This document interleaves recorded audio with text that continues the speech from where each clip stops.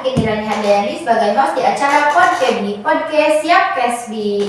Nah teman-teman, di episode kali ini saya ditemani oleh narasumber yang agak beda nih. Saya kedatangan narasumber dari salah satu sekolah di Sukabumi.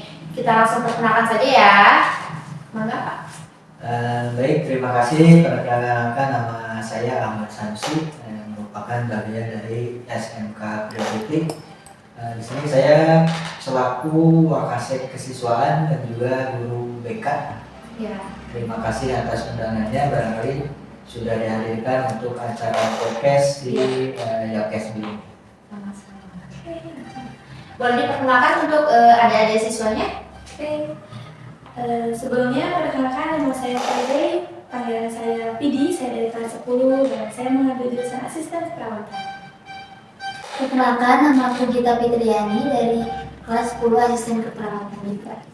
Oke, baik. Adik-adik yang cantik ya di hadapan saya.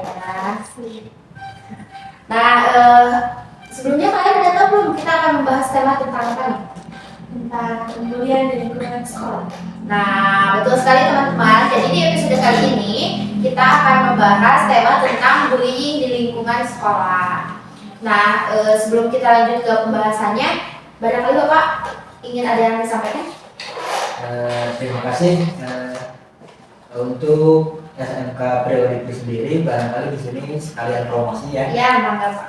SMK Priority di sini merupakan salah satu sekolah swasta di Kota Sukabumi yang bergerak dalam hal ini dalam bidang kesehatan, barangkali yang juga merupakan bagian dari Yakesbi juga, karena satu yayasan dengan Yakesbi.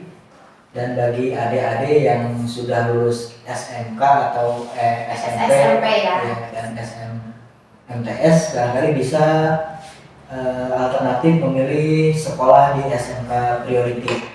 Karena untuk di SMK Priority sendiri ada beberapa jurusan yang bisa kalian pilih, diantaranya ada asisten keperawatan, yang kedua farmasi, yang ketiga teknik komputer dan jaringan, kemudian ada juga bagian perkantoran, kemudian yang tidak kalah populernya yaitu akuntansi keuangan. Jadi bagi adik-adik yang tidak diterima di SMK atau SMA negeri, kalian bisa memilih salah satunya ke SMK Priority. Karena bagi siswa yang berprestasi dan lulus SMK Priority, insya Allah depannya bisa kuliah secara gratis di Yakesbi. Betul sekali teman-teman. Nah, barangkali juga untuk teman-teman yang baru lulus SMP, MTS bisa join di SMK Priority apa ya. Dan yang sudah lulus SMK atau SMA, kalian bisa join di Poltekkes Yakesbi. Nah, kita lanjut ke pembahasan aja ya. Nah, sebelumnya di sekolah Priority sendiri ada nggak sih Pak kasus pembulian? Alhamdulillah kalau di SMK Priority sendiri, kalau secara langsung barangkali tidak ada terjadi yang namanya bullying itu ya. Kemungkinan bullying itu kebanyakan kalau untuk saat ini yang perlu kita waspadai, bullying itu karena ada terdiri dari dua bagian, yaitu verbal dan non-verbal. Yang dikhawatirkan itu yang verbal ya, khususnya melalui sosial media, itu yang tidak bisa kita awasi secara langsung. Iya, betul sekali Pak. Terus apa saja yang kalian ketahui tentang bullying? Bullying yang saya ketahui adalah suatu perbuatan yang dilakukan oleh siswa yang lebih tinggi atau memiliki suatu kedudukan lebih tinggi, dan dia merasa bahwa dirinya paling tinggi dan paling benar, bahwa apa yang dia lakukan itu benar pada si korban. Dan saat dia melakukan suatu perbuatan itu, si korban akan merasa terancam dan dia akan merasa sangat lemah di depan dia. Oh, baik. Terus kan banyak sekali ya jenis bullying di lingkungan sekolah terutama. Yang kalian ketahui jenis bullying itu seperti apa? Nah, jenis bullying itu ada 3. Yang satu ada jenis bullying fisik, yaitu memukul atau menendang. Lalu kalau misalnya cewek sih kebanyakan menjambak gitu ya, Iya. rambut gitu kebanyakan kalau cewek. Lalu ada bullying verbal. Ya. Lalu ada cyberbullying, yaitu pembulian di dalam media sosial seperti yang tadi Bapak jelaskan. Oke. Tapi yang paling menakutkan menurut saya itu yang cyberbullying. Iya. Karena satu foto yang bisa disebar di media sosial akan tersebar luas dengan sangat cepat. Iya, karena jejak digital itu Iya, sangat ini ya Pak ya. Sangat tajam dan Iya, cepat. sangat tajam dan cepat ya. Betul. Terus untuk kalian sendiri ya pernah nggak sih mendengar kasus tentang penyerangan atau penghinaan seorang siswa gitu? Terus bagaimana pendapat kalian? Menurut pendapat Pidi, jika ada suatu kejadian pembulian atau apapun itu yang bisa merugikan satu pihak, merasa sangat sedih ya kepada si korban, karena para korban bullying itu tidak tahu bahwa dirinya itu sedang dibully terkadang. Karena pembulian itu bukan hanya berupa pukulan, tapi merupakan dari omongan dulu. Lalu ketika sudah dia merasa terbully, ya begitu. Oke, terus Bapak menurut Bapak sendiri apakah teknologi bisa menjadi wadah untuk menyakiti orang lain atau membuli gitu? Tentu saja, karena teknologi untuk saat ini bisa sangat bisa disalahgunakan bagi oknum dalam tanda petik barangkali ya untuk melakukan bullying. Iya. Karena melalui teknologi ini kadang orang tidak sadar bahwa mereka telah melakukan bullying. Secara di bawah sadarnya itulah barangkali kita perlu mengedukasi barangkali untuk penggunaan sosial media Iya. supaya tidak disalahgunakan sebagai sarana bullying. Itu barangkali salah satunya. Dan untuk siswa-siswa juga harus dalam pengawasan orang tua nggak sih Pak ya? Betul, sangat setuju. Karena kalau siswa itu kalau di sekolah itu tugasnya kan guru yang mengawasi. Iya. Nah, di sekolah sudah cukup guru barangkali yang tidak bisa kita awasi itu ketika di rumah Dan di luar ya? dan di luar. Terutama di rumah barangkali untuk orang tua sering-seringlah mengecek HP anak-anaknya. Iya, betul. Karena tidak menutup kemungkinan anak kita menjadi bagian dari salah satu pelaku bullying. Iya. Itu yang nyampe. Oke.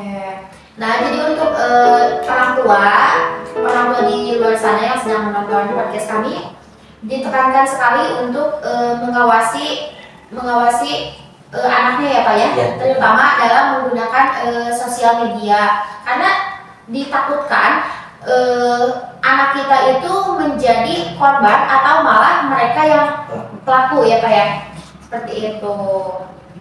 Terus sekarang saya nanya ke siswanya nih, bagaimana sih pendapat kalian tentang pembulian yang seperti melecehkan atau pelecehan gitu? Bagaimana pendapatnya? Sangat buruk sih bagi pendapat saya, karena itu sangat-sangat tidak baik. Ya. Apalagi yang dialami si korban, jika itu terjadi maka si korban akan kehilangan jati dirinya mungkin, karena kan sudah dipegang tanpa si izin si Iya, korban itu. betul. Dan si pelaku akan merasa puas akan tindakan mereka yang sangat merugikan untuk orang lain itu. Gitu. Seperti itu. Tapi alhamdulillah di SMK Priority sendiri tidak ada terjadi bullying ya, Tidak. sangat aman. Ya, sangat aman bermain. Terus jika ada salah satu siswa nih yang dibully di depan kalian, apa yang akan kalian lakukan? Yang pertama yang saya lakukan akan menolong si korban, karena orang yang sedang terbuli akan merasa dirinya sendiri, tidak ada yang peduli. Ya. Jika ada yang membantu, dia akan merasa sangat senang. Ya. Lalu jika kita membantu si korban akan merasa sedikit lega mungkin hatinya. Gitu, dan si pelaku merasa malu jika ada korban yang ditolong. Jadi merasa si pelaku itu yang membuli si korban akan merasa malu. Gitu. Gitu. Oke baik. Terus menurut kalian juga perilaku bullying ini akan terbawa sampai dewasa nggak sih? Terbawa dewasa karena kebiasaan dari kecilnya. Kalau misalnya bukan dari kecil, kayaknya dari SMP suka ngebully, itu kan pasti dia punya rasa pengen menyakiti orang lain, itu pasti akan terbawa sampai dewasa. Oke, ingin apa sih, melakukan kepuasan juga gitu ya? Ya. Salah satunya sebagai kepuasan juga membuli itu. Terus apa saja dampak bullying yang kalian ketahui? Dampak bullying yang saya ketahui itu akan merugikan pada si korban, Ya. apalagi bullying tentang pelecehan itu bakal sangat merugikan Ya, sangat Cewek ya. ya, apalagi cewek, terutama cewek. Lalu dampak yang kedua dari dampak psikologis, dia akan merasa bahwa dirinya itu sudah tidak punya apa-apa, karena kalau misalnya si korban sudah menjadi korban bullying akan susah untuk mencari jati dirinya kembali, karena dia sangat merasa diremehkan oleh pelaku di masa lalu. Oke. Baik, terus Pak, menurut Bapak sendiri, jika ada siswa gitu yang dibully tapi mereka itu sudah keterlaluan sekali gitu di lingkungan sekolah, apakah sekolah akan menindaklanjuti seperti DO atau apa gitu Pak? Kalau di priority sendiri gitu. Betul, karena sesuai peraturan, karena bullying ini sudah masuk di ranah hukum. Iya. Jika kebanyakan ini korban tidak mau melapor untuk korban bullying ini, Karena takut ya? Ya, karena merasa takut, malu. Iya. Yang pertama itu, terus terang untuk di sekolah barangkali akan mengambil sikap tegas dalam hal ini. Pertama mungkin melakukan peringatan terlebih dahulu, Iya. baik berupa surat teguran, Iya. kemudian kepada orang tuanya. Yang kedua barangkali akan dilakukan pembinaan secara khusus. Itu merupakan bagian dari kesiswaan yang ditanggung jawab oleh bagian PK. Oke. Apabila siswa pelaku bullying ini tidak bisa dibina, baik pelaku ataupun korban, barangkali akan tindakan paling akhir akan dikembalikan kepada orang tua. Kemudian khusus untuk pelaku bullying, apabila sudah tidak bisa dibina, akan berurusannya dengan ranah hukum. Ranah hukum. Ya, karena sesuai peraturannya, siapapun pelaku bullying, apalagi dengan pelaku verbal itu bisa menyakiti, apalagi dengan fisik gitu, Iya. bisa dipidanakan dan perdata itu masuk. Oke, baik. Nah, teman-teman, jawaban dari adik-adik kita dan Bapak Guru dari SMK Priority sangat memuaskan ya, sangat bagus sekali untuk jawabannya. Mungkin cukup segitu aja sih Pak untuk pembahasan di episode kali ini ya. Terima kasih kepada Bapak sudah berkenan hadir di acara podcast kami, pada adik-adik juga. Terima kasih. Nah, mungkin teman-teman, untuk di episode kali ini kita cukupkan saja. Sampai ketemu di episode selanjutnya.